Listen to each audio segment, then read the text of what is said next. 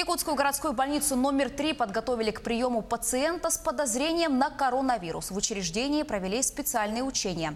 Больных коронавирусной инфекцией в Якутии не зарегистрировано, однако, несмотря на это, региональный Минздрав готовит медучреждения к возможному приему пациентов с подозрением на опасную инфекцию.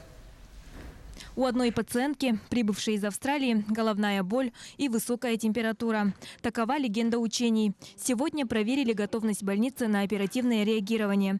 В режиме реального времени врачи и сотрудники учреждения отработали план эвакуации и действия при выявлении коронавирусного больного.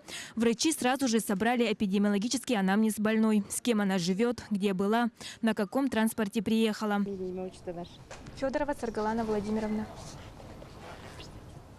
Тем временем сотрудники записывают контактные данные всех тех, кто находится в это время в больнице. В дальнейшем все они тоже должны будут пройти обследование. Через несколько минут приехали медики в спецодежде и противогазах. Больную уложили на специальную изоляционную носилку. В ней установлен фильтр, с помощью которого больной сможет дышать. Но при этом вирусы не поступают в окружающую среду. Пациентку направили каретой скорой помощи в республиканскую клиническую больницу для дальнейшего обследования и лечения.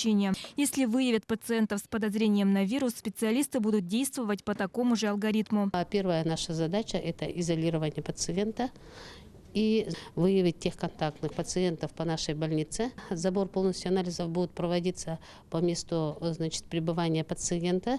Это в инфекционном отделении. Если пациентка откажется от госпитализации, мы здесь забор анализов тоже будем проводить. Медицинский персонал сработал оперативно. Учения прошли успешно. Мы результатом довольны. Есть недопонимание от населения, посетителей поликлиники, которые пытаются выйти, высказывают возмущение, хотя мы их извещаем, что идут учения.